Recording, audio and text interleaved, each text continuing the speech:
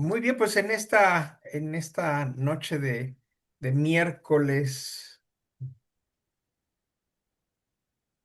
25 de febrero tenemos el gusto de que nos acompaña el doctor David Ricardo Ojeda Correa.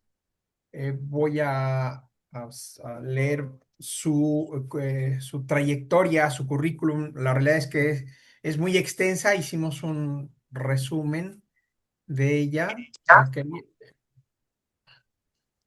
hicimos un resumen porque su trayectoria es muy amplia y muy reconocida. Ah, La formación y el cargo. A ver, permítame. Ok, no.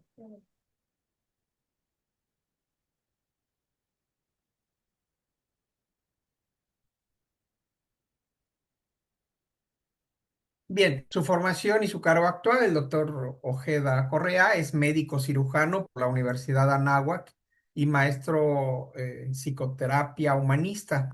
Es investigador y director general del Campus Mérida del Instituto Superior de Estudios Guadalupanos, única sede fuera de la Basílica de Guadalupe con aval de la Santa Sede para la investigación de acontecimientos guadalupanos. En sus actividades académicas y de conferencias, ha impartido conferencias sobre valores humanos, la Virgen de Guadalupe y la Sábana Santa de Turín. Esto lo ha hecho en México, en Estados Unidos, en el Vaticano, en Ecuador, en Italia y en otros muchos países a través de transmisiones en línea. Ha sido entrevistado por medios nacionales e internacionales. Como activismo y reconocimientos sociales, es cofundador de organizaciones en salud, liderazgo y desarrollo humano, con alcance nacional e internacional. Recibió en 2013 el Premio de la Juventud del Ayuntamiento de Mérida por su participación social. En sus publicaciones y premios ha sido columnista en Milenio y Novedades de Yucatán, coautor de artículos científicos y autor de 4 libros, destacando el que se llama Más allá de su embarazo, que obtuvo el galardón Espíritu Violeta en 2021. En 2023 y 2024 recibió los reconocimientos por sus aportaciones científicas y en 2025 participó en un congreso mariológico en la Santa Sede. Pues sin más que presentar de esta gran personalidad, de esta gran figura y también un gran amigo que queremos y estimamos mucho, pues le damos la bienvenida al doctor David Ojeda. Bienvenido, doctor. Gracias por acompañarnos. muchas gracias a todos. Muy buenas noches, qué gusto estar aquí con ustedes. Muchas gracias por el honor. Em, y pues vamos a darle a la historia. La verdadera historia de la Virgen de Guadalupe, porque creo que es muy importante que la conozcamos todos.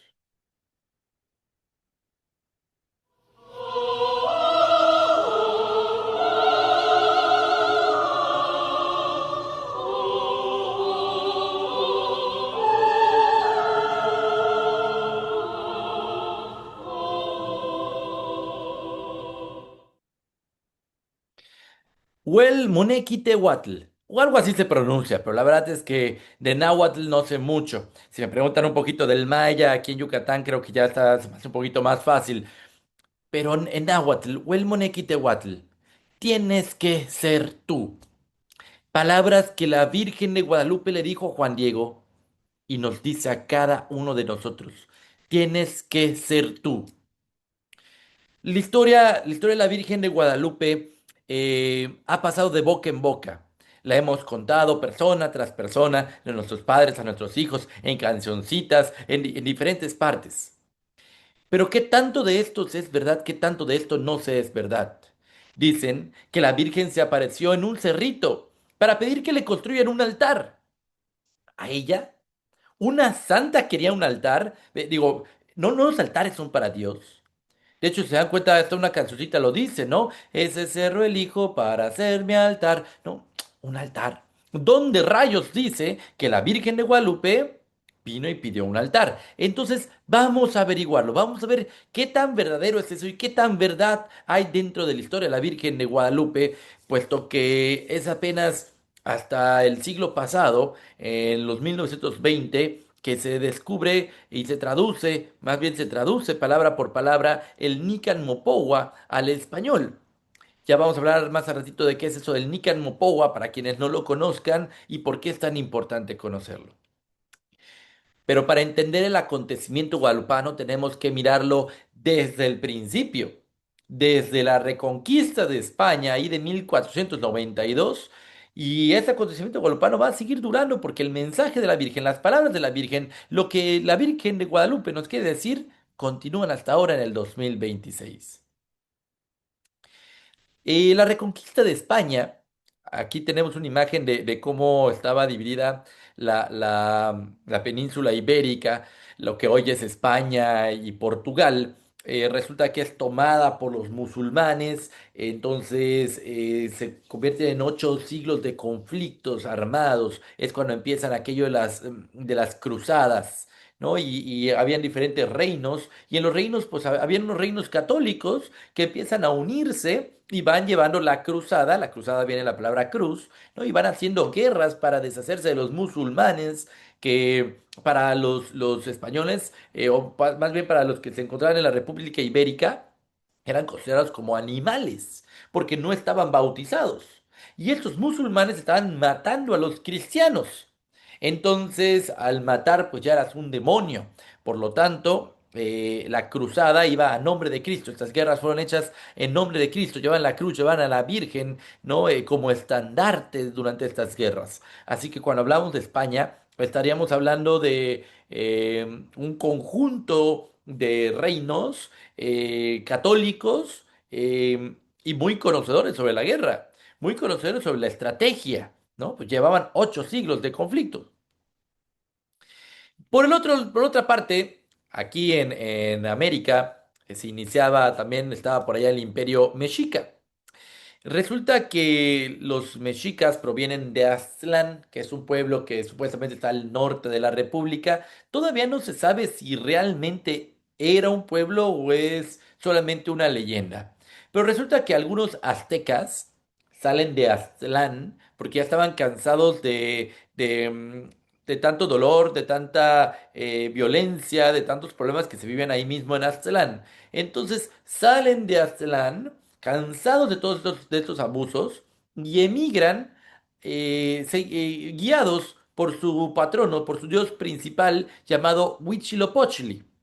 Huitzilopochtli, quien también es el dios Sol, o bueno, así le llaman, consideran ellos, ¿no? El dios Sol. Es importante considerar que ellos se ponen el nombre de mexicas, es decir, dejan de llamarse aztecas y se empiezan a llamar como mexicas en honor a este dios Huitzilopochtli, a quien también le llamaban Meshi. Así que así de importante es este Dios, ¿no? Es el que les da nombre a esta cultura y es también quien les dice que van a encontrar un águila posada sobre un nopal devorando una serpiente, donde entonces pondrán el imperio. No existe ya nada de eso, pero aún le seguimos tomando esa importancia histórica dentro de nuestra bandera. Por favor, Sote, vamos a ver un videíto, es muy cortito, para que vean un poquito de cómo era realmente los indígenas, cómo era Tenochtitlán, eh, porque la gente todavía sigue creyendo, mucha gente sigue creyendo que Tenochtitlán y los indígenas mexicas eran con sus arcos y sus flechas así todos rudimentarios. No, no, no, estamos hablando de ciudades con tecnología, eran impresionantes. Vamos a verlo.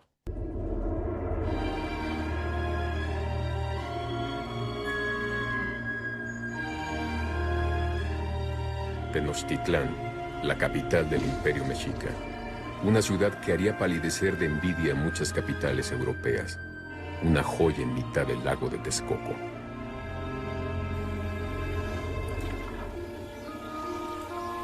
Canales y acueductos permitían el paso de embarcaciones y suministraban agua limpia a hogares y cultivos. Las chinampas, huertas flotantes, suministraban verduras y flores a la ciudad. Cuando Londres contaba con apenas 60.000 habitantes, La gran Tenochtitlán tenía más de 200.000. Grandes pirámides, templos dedicados a los dioses aztecas, despuntaban sobre la superficie plana de la ciudad.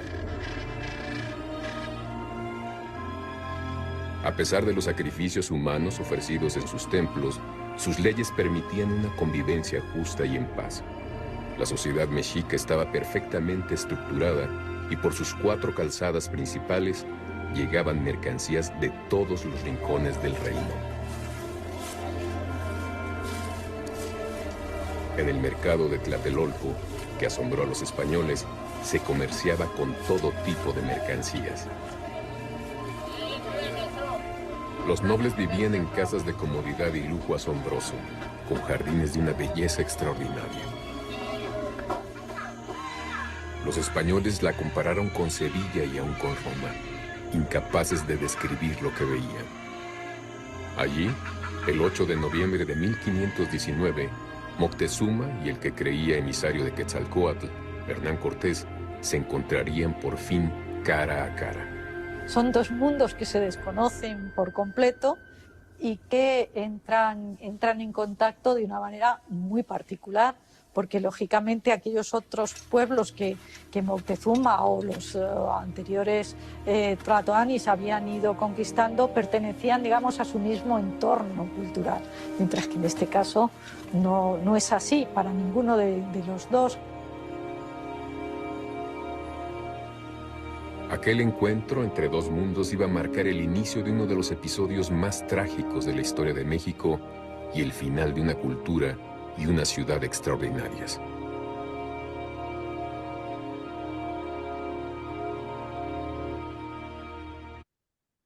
Imagínense, 200.000 habitantes tenía la ciudad de Tenochtitlán cuando llegaron los españoles. De hecho, es en el año 1519 cuando llegan a Tenochtitlán. Y tan solo requirió de 3 años, 1521, para que se dé la conquista. Pues claro, ya sabemos que los españoles venían bien armados, ¿no? No solamente me refiero a las armas como tal, sino a la inteligencia que tenían para desarrollar guerras, para ganar.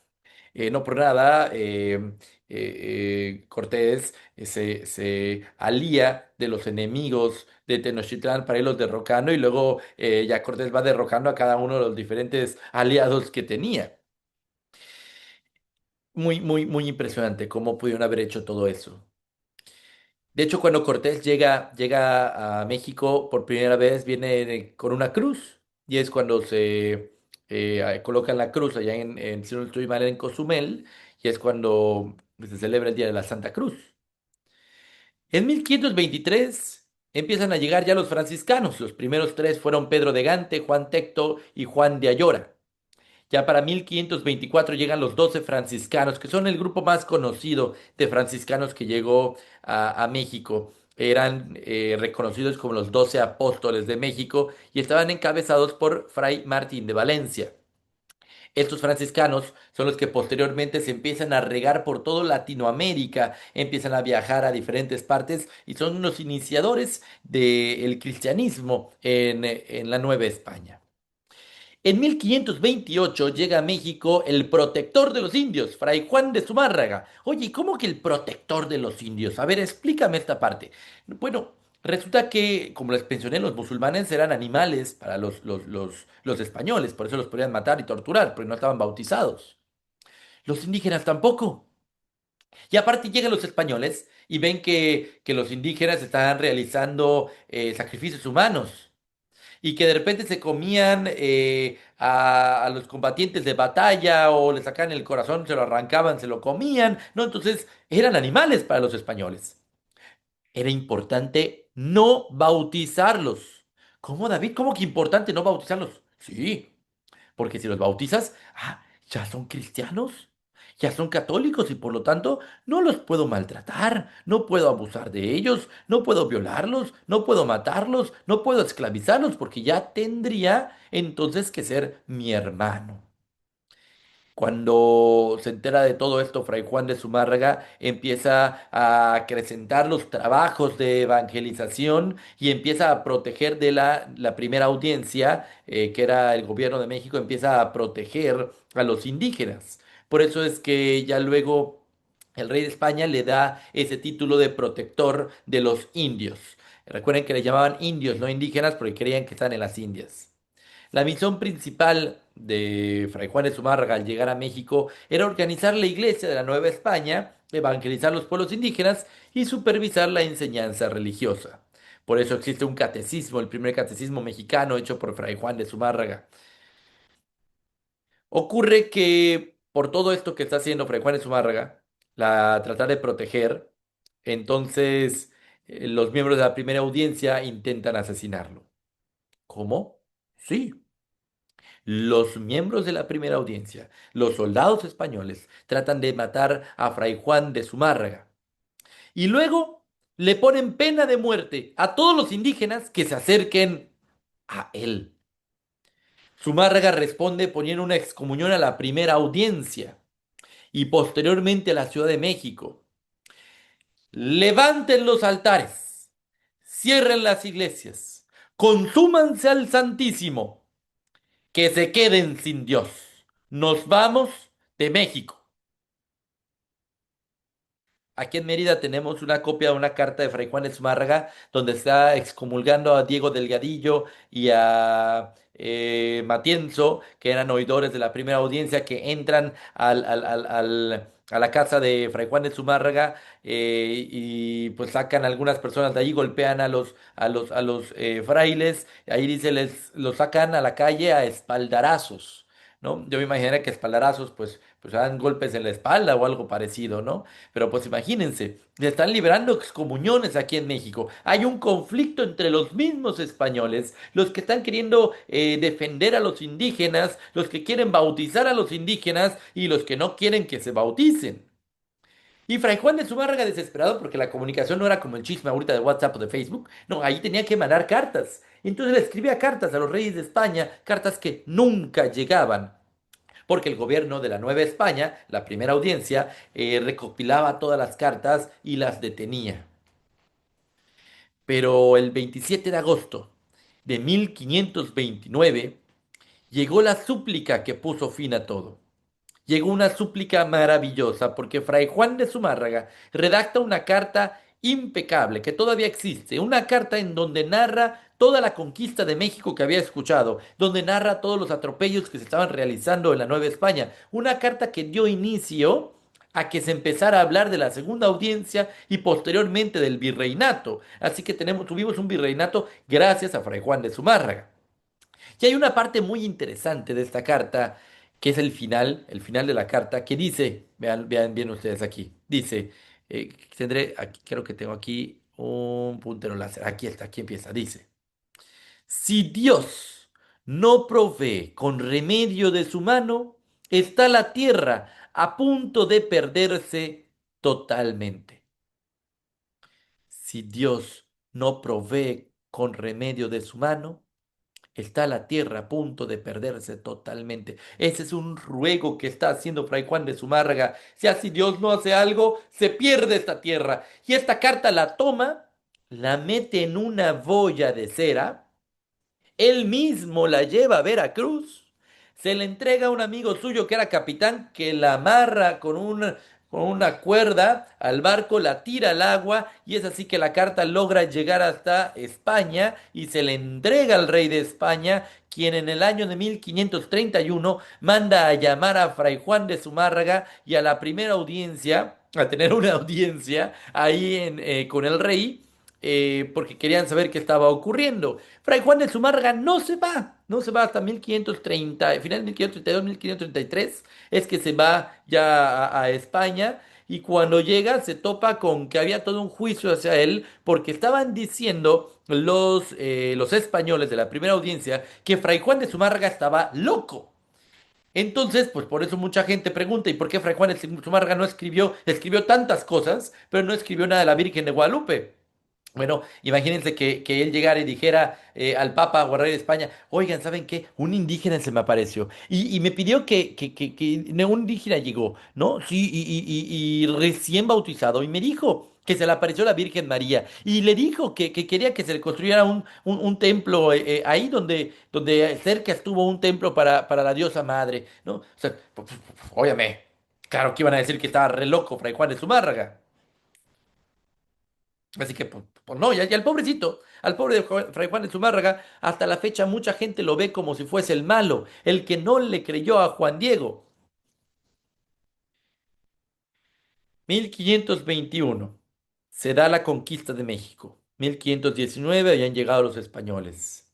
Ya vimos que llegan los frailes y llegan a hablar de un Dios bueno. Llegan a hablar del Dios de la vida. Llegan a hablar del Dios del amor. Pero resulta que aunque vienen hablándoles de un Dios del amor, los mismos españoles que tienen ese Dios del amor están matando, torturando, atacando, violando, destruyendo a los mismos indígenas. ¿Qué clase de Dios me estás trayendo? ¿Cómo puedes decir que es el Dios del amor si ustedes se tratan de esa manera? Hasta entre ustedes mismos se están tratando de matar. Nos están matando a nosotros. Y para colmo llega la viruela. Llega la viruela que mata a miles, cientos de miles de indígenas. Y entonces empieza la depresión mexica. Nuestros dioses nos han abandonado. Ese Dios que nos trae no nos quiere. Ya no habían sacrificios humanos, pero el sol seguía saliendo, la lluvia seguía cayendo, aún habían eventos astronómicos. Nuestros dioses nos han abandonado. Yo que di la vida de mi hijo, de mi hija, yo que di mi vida y luché en las guerras floridas para encontrar corazones de guerreros por esos dioses, y ustedes, dioses, nos han abandonado frente a un Dios bueno que ni siquiera existe, porque no nos contempla, porque tampoco nos voltea a ver, porque ni entre ellos se voltean a ver. Y por otro lado, los frailes sin poder bautizar, porque ni los indígenas se pueden acercar a él porque hay pena de muerte. Y para colmo, el año de 1531 era conocido como Trece Caña. Esto que ven aquí, que se conoce como el calendario azteca, realmente no tiene nada de azteca porque ya no eran aztecas, eran mexicas. Y no menciona un calendario como tal, es un calendario, no me refiero del año, es un calendario del sol. Esto que ven aquí en medio es Huitzilopochtli, que es el quinto sol. Eh, este es el Nahuioli, el sol en movimiento. Y cuando apuntaba aquí arriba, hablaba del año 13 Caña, el fin del mundo. Una fecha relevante en el que algo va a suceder. El quinto sol, Huitzilopochtli, iba a dejar de existir. Se esperaba el fin del mundo y el comienzo de una nueva era. Algo nuevo inicia, lleno de sabiduría divina, dice el padre Eduardo Chávez, que ha investigado muchísimo acerca del 13 Caña. Y para colmo habían signos del 13 Caña que iban a avisar que ya se iba a acabar el mundo. Iban a haber cuatro movimientos o cuatro terremotos que hubieron en el año 1531. Bueno, imagínense. Iba a partirse el mundo a la mitad y en agosto de ese año, y por cierto, diciembre, también 12 de diciembre de 1531, pasa el cometa Halley sobre México. Las sombras ganarían al sol. Se está cumpliendo ese 13 caña. ¿Y en qué consistía ese 13 caña? En la importancia de realizar Panquetzaliztli. Panquetzaliztli era una fiesta que se realizaba durante el solsticio de invierno. Se realizaba el solsticio de invierno porque era la fecha en el que había más oscuridad, ¿no? Es el momento donde la noche es más larga que el día, porque se pensaba que Huitzilopochtli, el quinto sol, estaba perdiendo fuerza. Entonces, ese día realizaban un sacrificio humano. Mataban a un bebé, un niño, le sacaban el corazón, lo quemaban, se comían el corazón, luego prendían fuego a ese cuerpecito y tomaban unos palos y con estos palos corrían alrededor de todo el imperio mexica para encender el fuego nuevo y le daban fuerza a Huitzilopochtli para que pudieran hacer. para que pudiera renacer, por así decirlo. Si no se realizaba Panquesalistli, el mundo se iba a terminar. Y Panquesalistli ya llevaba 10 años sin realizarse. Pero si la conquista fue en 1521 y ya no habían sacrificios humanos para 1531, pues menos.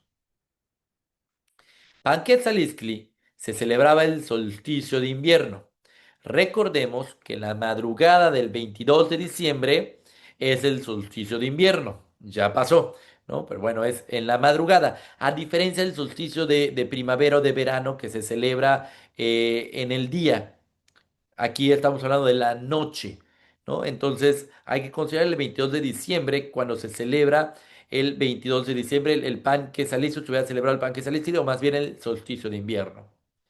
Pero aquí hay algo muy importante. Este señor que ven aquí, por si no lo conocen, es el doctor, el padre, doctor Eduardo Chávez Sánchez, director del Instituto Superior de Estudios Guadalupanos, al que tengo el honor de formar este grupo, participo en él. Es la única organización avalada por la Santa Sede para la investigación científica e histórica de la Virgen de Guadalupe. Nosotros nos encargamos de hablar de la verdad. No podemos mencionar nada que no sea verdadero. ¿A qué me refiero? Por ejemplo, por ahí dicen que Richard Kuhn, premio Nobel de la Química, descubrió que los colores en el manto de la Virgen no son de este universo. Perdonen, ya fuimos, ya lo investigamos, ya vimos que no es verdad. Nunca dijo eso Richard Kuhn. Oye, pero dicen que la Virgen de Guadalupe, su pintura está flotando en la imagen. No, no está flotando en la imagen.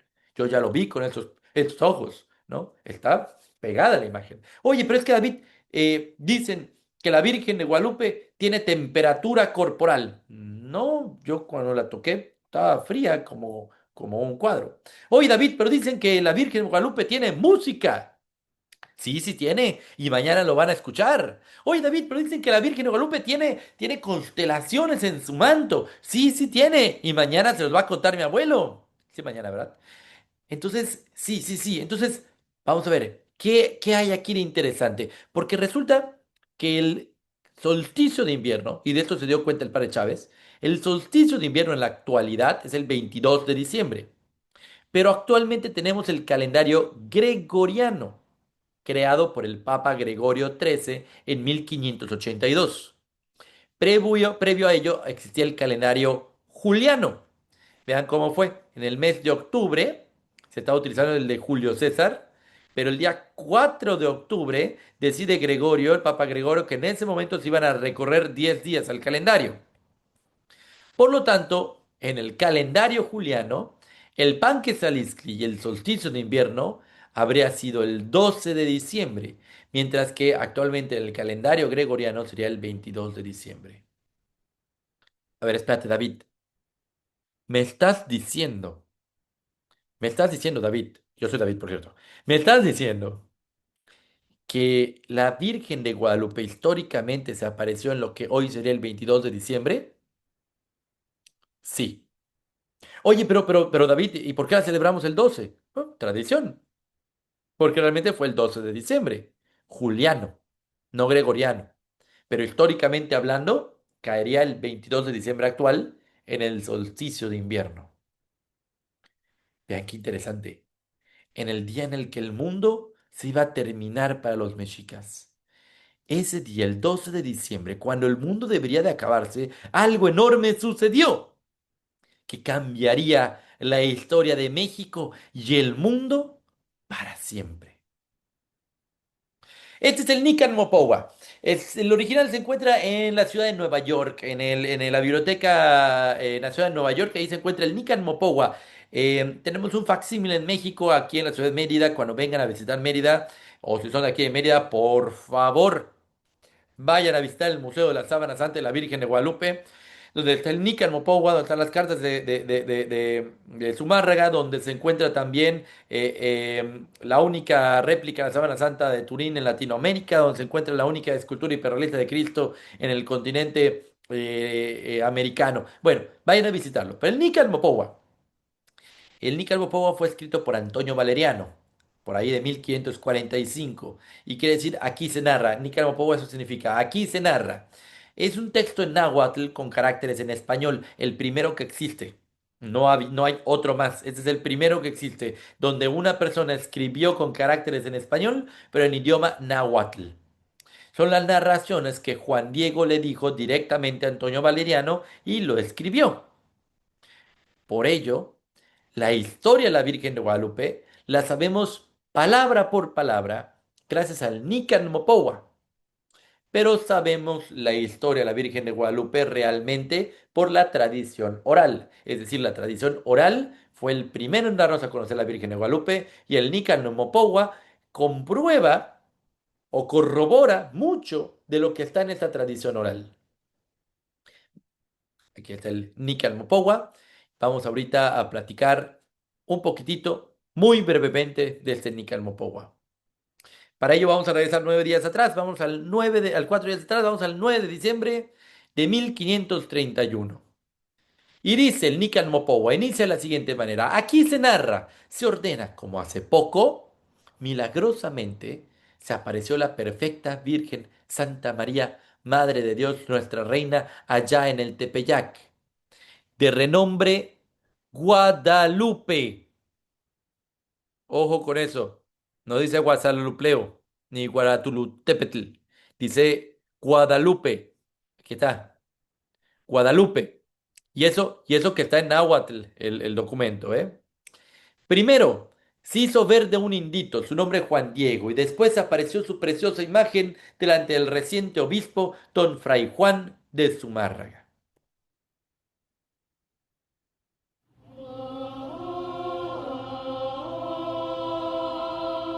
Oyó cantar sobre el cerrito, como el canto de muchos pájaros finos, y como que el cerro le respondía, sobremanera suaves, deleitosos. Sus cantos sobreempujaban al del coyote del Sirincán y al de otros pájaros finos. Juan Diego se dijo, por ventura soy digno, soy merecedor de lo que oigo, quizá no más estoy soñando, quizá solamente lo veo como entre sueños. Y de pronto, cuando cesó el canto, cuando dejó de oírse, entonces oyó que lo llamaban de arriba del cerrito y le decían, Juanito, Juan Dieguito. Y cuando llegó a la cumbre del cerrito, vio una doncella que allí estaba de pie.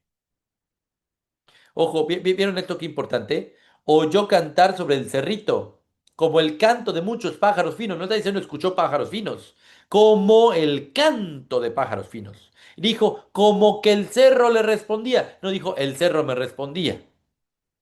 Como cada pájaros. ¿Cómo son los pájaros? Agudos. ¿Cómo es el cerro? Grave. Estaba escuchando posiblemente música. Y luego la música más celestial, su nombre dicho por una doncella que allí estaba de pie. Juanito, Juan Dieguito, así como nos llama a cada uno de nosotros, por nuestro nombre como los niños. Y le dice a Juan Diego, soy la perfecta siempre Virgen Santa María. Aquí no está diciendo Guadalupe, ¿vieron?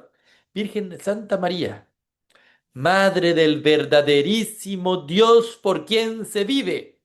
O sea, no soy mamá de esos chendioses, soy la del verdaderísimo Dios por quien se vive, el creador de las personas.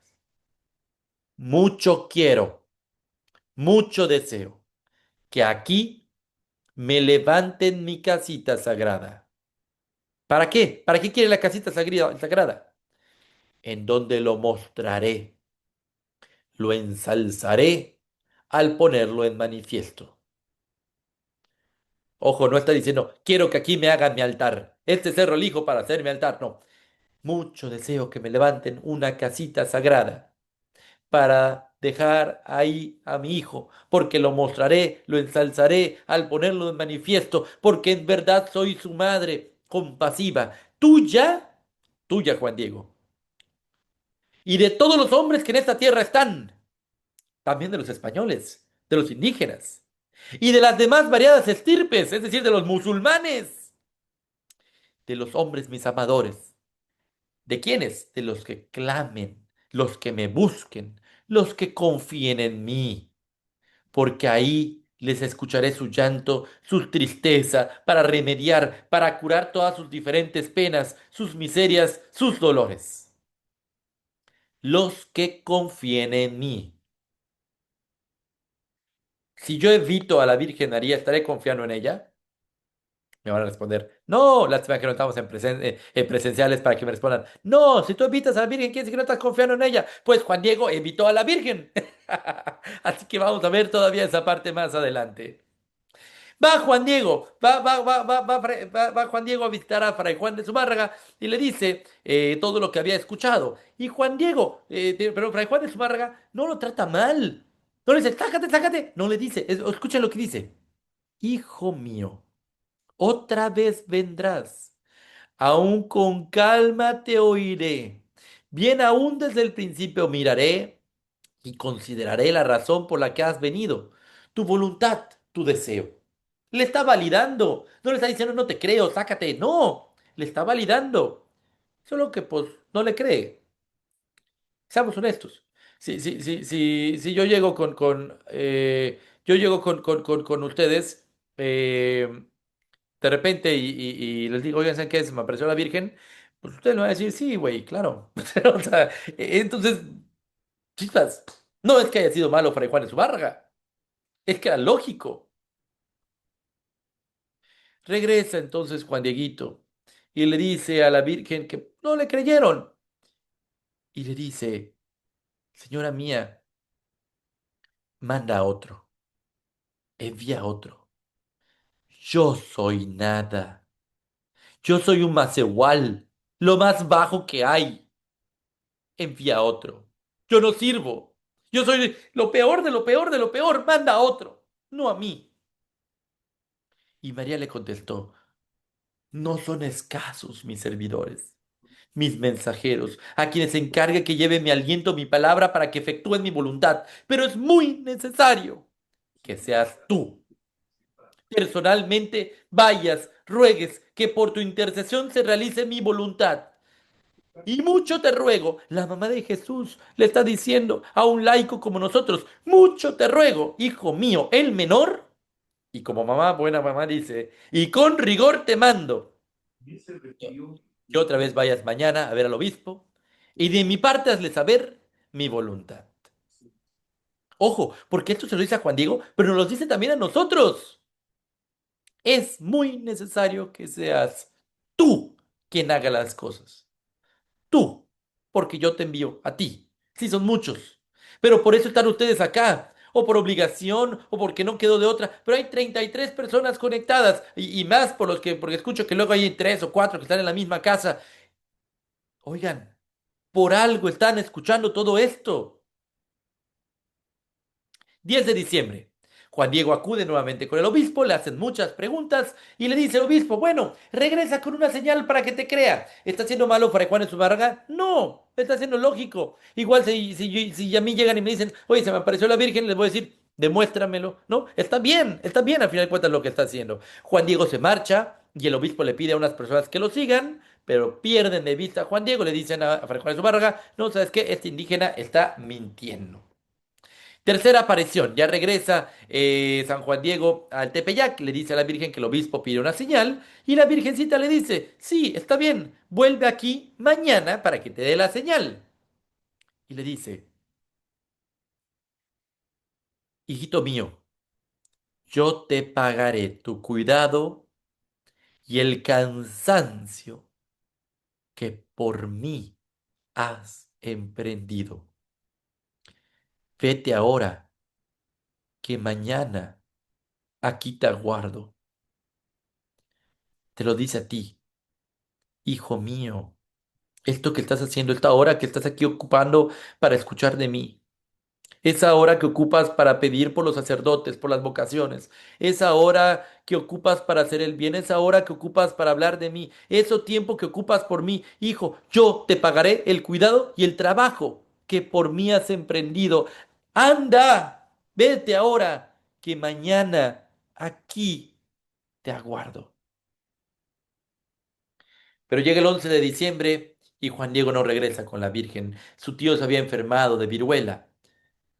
El tío, el tío era un anciano. Conocía de los sacrificios humanos. Conocía de los sacerdotes mexicas. No había nada que hacer. Pero él no pide que le manden un tlatoani para que le prendan un incienso y a él le hagan un sacrificio a un dios de piedra. No, él tiene fe. Él pide un sacerdote para que le den el bien morir.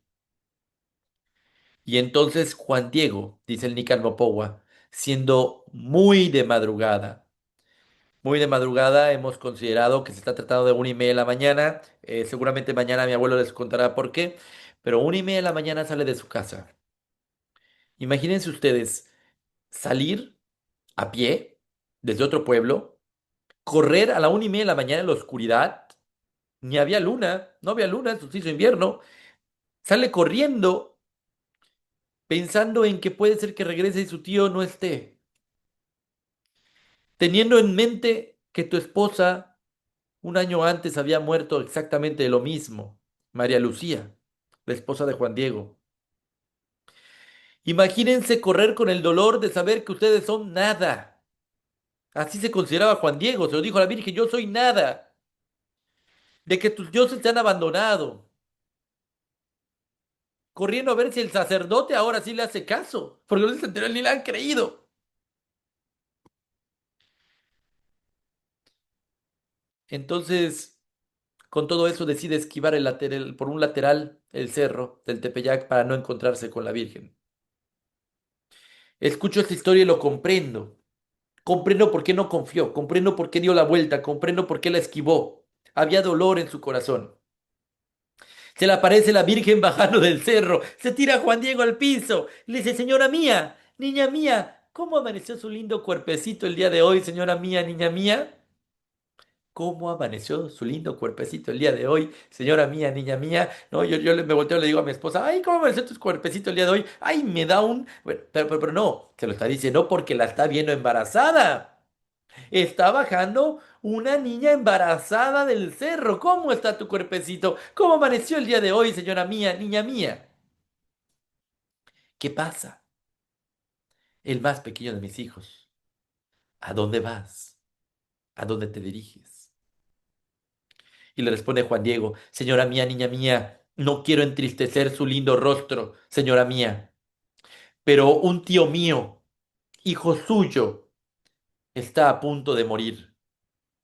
Ya ve que para eso venimos al mundo, para esperar el trabajo de nuestra muerte, para esperar el trabajo de nuestra muerte.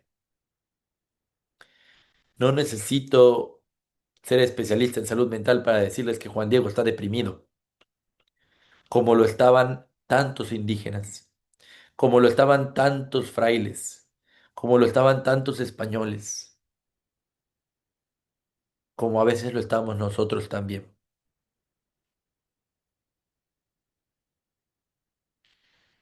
Escucha, ponlo en tu corazón, hijo mío, el menor, que no es nada lo que te espanta, lo que te aflige, que no se perturbe tu rostro, tu corazón. No temas a esta enfermedad ni a ninguna otra cosa punzante aflictiva. Se lo dice a San Juan Diego y me lo dice a mí, te lo dice a ti. No estoy yo aquí, que tengo la dicha y el honor de ser tu madre. No estás bajo mi sombra y mi resguardo. ¿No soy yo la fuente de tu alegría? No estás en el hueco de mi manto, en el cruce de mis brazos, donde está mi barriga embarazada, donde está mi hijo Jesús. ¿Qué más puedes querer? ¿Qué más puedes querer? ¿No estás en el hueco de mi manto, en el cruce de mis brazos? ¿Qué más puedes querer? ¿Tienes necesidad de alguna otra cosa? Que nada te aflija, te perturbe, que no te apriete con pena la enfermedad de tu tío, porque de él no morirá por ahora. Ten por cierto que ya está curado. Y San Juan Diego en ese momento sube al cerro a cortar las flores, que la Virgen le dice que suba. Ea, pues, sube al cerro a cortar las flores. No se voltea y dice, espérame, voy a ver si mi tío está bien. No, no, no. Ella le dice, ten por cierto que ya está curado y ahora sí confía. Confía porque la mamá de Dios se lo está diciendo. ¿No estoy yo aquí que tengo el honor y la dicha de ser tu madre? ¿No estás bajo mi sombra y mi resguardo? Estoy yo aquí, estoy aquí. La quinta aparición, como después se supo, dice el Nican Mopowa, María desaparece al tío Bernardino. Y aquí hay una parte importante, porque los mexicas se tenían que presentar, se presentaban con el anciano, no con el joven. Cuando se presenta la Virgen María con el tío Bernardino le dice, yo soy la perfecta Santa María de Guadalupe, Madre del verdaderísimo Dios por quien se vive. Y así lo dice el Nican Mopowa. No es Guatalupeo que la que pisa la cabeza de la serpiente. La serpiente era primordial, era divina para los mexicas. No va a venir pisando la serpiente, está pisando la luna. Sí, que la luna es el mal, a final de cuentas, pero acuérdense que está en Panguesaliskli, están tratando de vencer el mal, pero también está parada en el ombligo de la luna, porque México significa el ombligo de la luna, está parada en el centro de la luna, pero viene y se presenta como Santa María de Guadalupe. ¿Qué idioma hablaba María? Con ellos náhuatl, pero realmente hablaba arameo, arameo, árabe. Guadalupe es árabe, significa el cauce que lleva el río. Y resulta que Guadalupe es un nombre que los árabes también le pusieron a un río en España. Los árabes, ¿con quién estaban peleando los españoles? Con los árabes, con los musulmanes.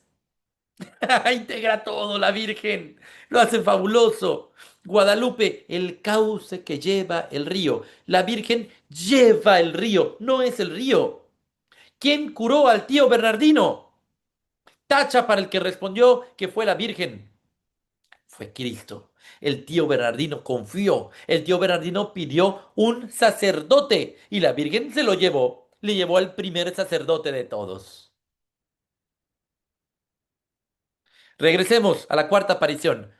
Subió Juan Diego, cortó las flores y le dice, luego bájalas aquí y tráelas ante mi presencia. Juan Diego corta las flores, se las lleva a la Virgen toma las flores, las acomoda en el ayate, en la tilma de Juan Diego y Juan Diego las lleva.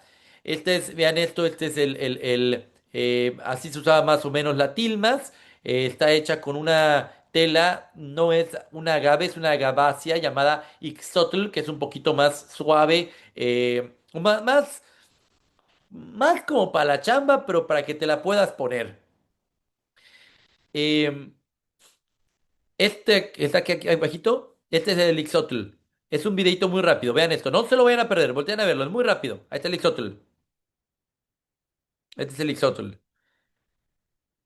Seguramente lo han visto. Yo nada más he visto dos veces un Ixotl en mi vida. Lo voy a volver a pasar. Véanlo. Ay, ¿qué es esta cosa horrible que salió aquí? No lo sé. Pero bueno, ahí les voy a pasar el Ixotl. Ahí van la otra vez. Este es el Ixotl. Lo he visto dos veces.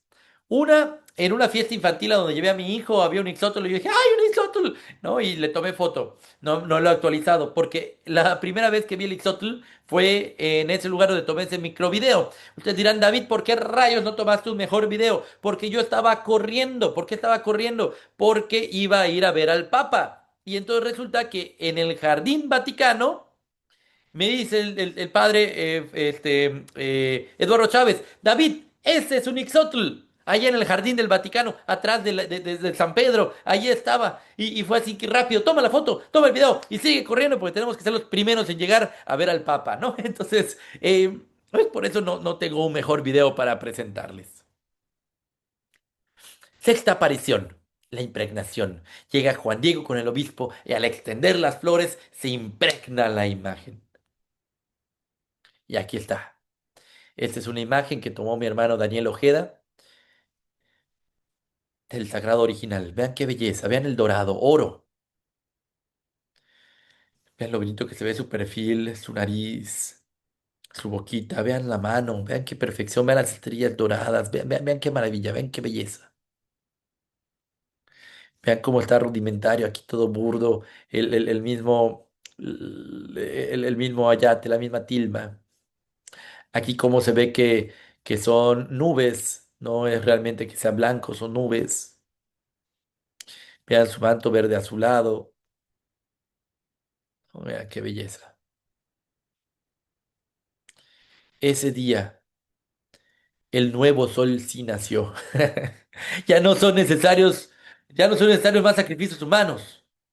El único sacrificio único, el único sacrificio válido, ya ha sido realizado por todos nosotros. Mexicas, ya no tienen que hacer sacrificios humanos. No estás solo. Estoy aquí, quiero una casa para mi hijo en esta tierra. Ese día llegó la paz para el corazón de los mexicas, la fortaleza para los frailes, porque Cristo estaba con ellos. Llega la Virgen de Guadalupe con 38 semanas de gestación, 9 meses, está por nacer ese bebé y viene pidiendo una casita sagrada para dejar ahí a su hijo, para que nazca aquí, en México, en la Nueva España, con ellos, ahí en esta primera ermita chiquitita, frente al lago de Texcoco, en una bajadita del monte de Tepeyac, ahí le pidió una casita, en el llano, en la parte de abajo, en los cimientos de la cultura, y dejó su imagen viva para que siempre recordemos que ahí está, que sigue aquí. Por eso cuando nos preguntan, David, ¿por qué no se aparece ahorita nuevamente la Virgen de Guadalupe? ¿Por qué no viene de nuevo? Porque nunca se ha ido. Porque ella está aquí, que tiene la dicha y el honor de ser nuestra madre. La mamá de Dios nos está diciendo que tiene el honor de ser nuestra mamá. Imagínense, imagínense. Ya está, miren, en Inglaterra, Manchester, en Manila, Filipinas, imagínense el padre Chávez. Vean aquí en la India, Rachi, en la India, en África, Nigeria. Vean eso en Japón, con el kimono precioso. Y obviamente, pues en México.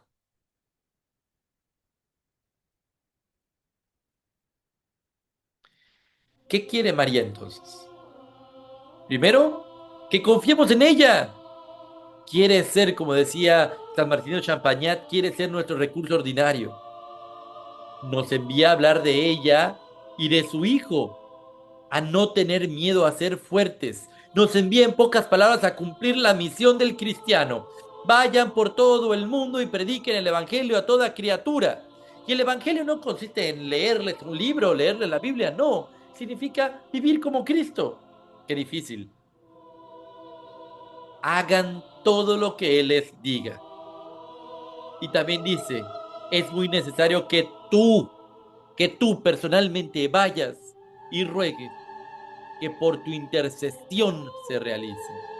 Y nos promete también, hijito mío, que yo te pagaré tu cuidado y el trabajo y el cansancio que por mí has emprendido. Así que ve ahora que mañana aquí te aguardo. Seamos un Juan Diego y con la responsabilidad que ahora tenemos de esta información, llevemos el mensaje de amor a todas partes. Muchas gracias.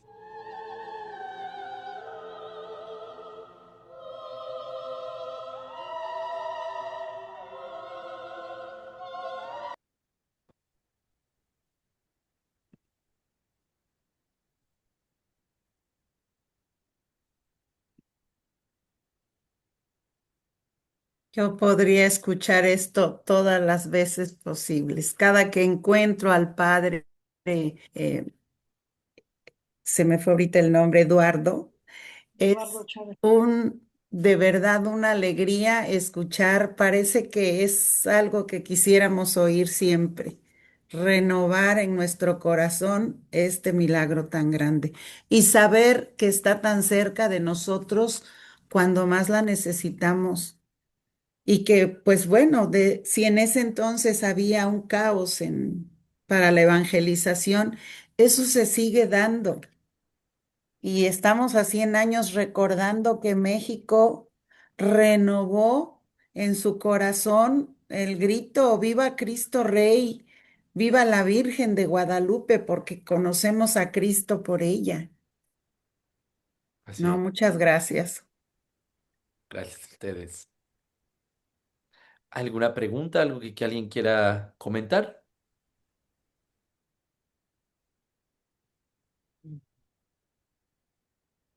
Doctor, yo te quiero felicitar Rubén porque de... la plática estuvo excelente. Hemos aprendido a amar cada día más y más a nuestra Madre Santísima.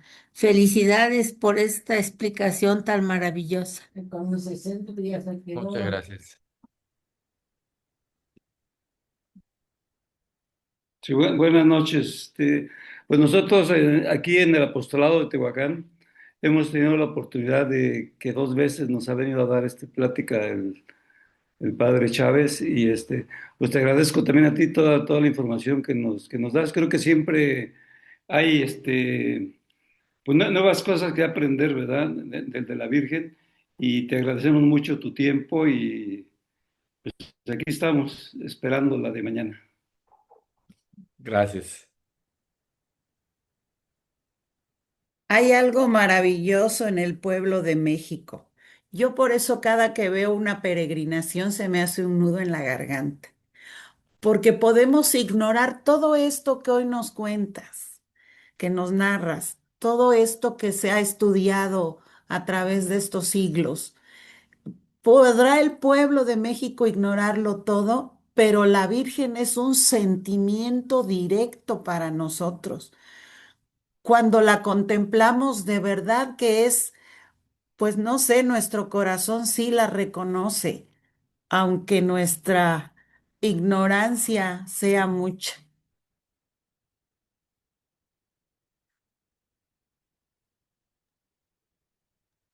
Muy cierto.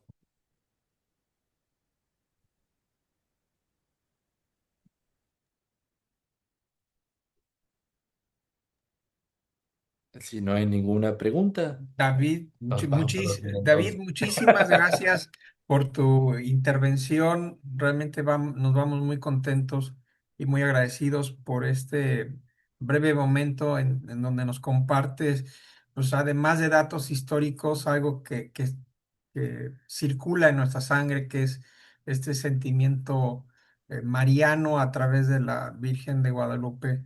Muchísimas gracias nuevamente por tu tiempo y por esa dedicación, esa gracia, al llamado que tú le has dicho que sí a nuestro Señor a través de la Santísima Virgen de Guadalupe para promulgarla, para darle difusión, para estudiarla, para explicárnoslas con ese lujo de detalle que, que lo hace muy particular en tu persona y que nos llega al corazón. De verdad, muchas gracias. Gracias a ustedes por la invitación. Quedo para servirles y ojalá no sea la última vez y podamos platicar otros temas también un poquito más profundos. Espero que mañana disfruten mucho, mucho también la plática de mi abuelo. Gracias, David.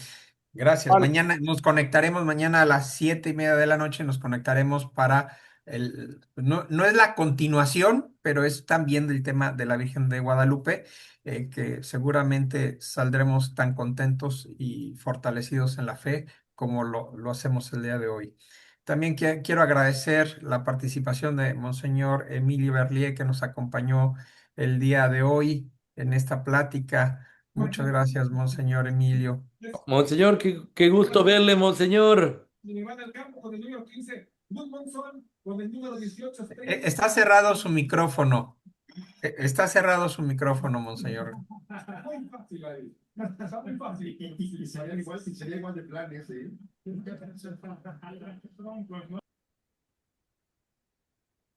A ver, vamos a ver si.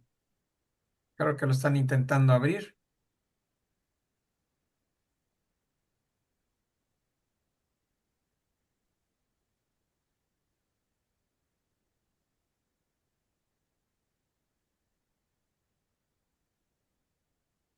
No se pudo, no se pudo. Bueno, pero de cualquier manera agradecemos sus saludos. Agradecemos que nos haya acompañado el día de hoy y pues nos vamos con una oración dando gracias. Permíteme un segundito, nada más un aviso, Joel López de Jalapa. A ver, Joel, a ver. Adelante, Joel. A todos, compañeros. Les saluda Joel López del Apostolado Serra de Jalapa y tesorero del Consejo Nacional, para recordarles la invitación para que nos acompañen en la Convención Nacional México-Centroamérica en Jalapa, Veracruz, del 17 al 19 de septiembre. Parece que ya se les hizo llegar la información a sus presidentes. Cualquier duda, va ahí algunos contactos, y si no, directamente con Juan, conmigo, con algún miembro del Consejo Nacional. Estamos para servir y aclarar sus dudas. Los esperamos con mucho cariño. Gracias.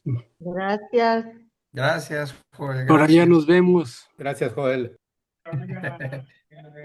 Muy bien, pues terminamos con una oración agradeciendo este momento en donde nos podemos reunir como hermanos Serras, en donde nos podemos reunir a través de la tecnología para formarnos, para educarnos en la fe y pedirle a nuestra Madre que nos siga ayudando, que nos siga llenando de bendiciones a través de su Hijo muy amado, para que podamos llevar su palabra, que esa es la gran misión que tenemos todos nosotros, cada uno, cada apostolado, cada club a través de su propio carisma. Padre nuestro que estás en el cielo, santificado sea tu nombre, venga a nosotros tu reino, hágase, Señor, tu voluntad, así en la tierra como en el cielo. Danos hoy Danos hoy pan de nuestro cada pan día. de cada día. Perdona nuestras ofensas, como También nosotros perdonamos a los que nos ofenden. No nos dejes caer en la tentación y líbranos de líbranos todo del mal. mal. Amén. Monseñor, ya escuchamos su voz. ¿Gusta decir alguna palabra? ¿Gusta? Pues bueno, yo nomás estoy contentísimo de participar con ustedes, muy agradecido por su amable mención, y lo único que les digo es que adelante, que sigan adelante, porque todo esto a mí me encanta, me emociona por el amor a la Santísima Virgen. Así es que muchas felicidades. Gracias, Un abrazo Monseñor. enorme, Monseñor. Gracias. Gracias, monseñor. Muchas gracias. Pues nos despedimos en el nombre del Padre, del Hijo y del Y del Espíritu Espíritu Santo. Santo. Amén. Amén. Amén. Nos vemos mañana 7:30, mañana 7:30 de la noche.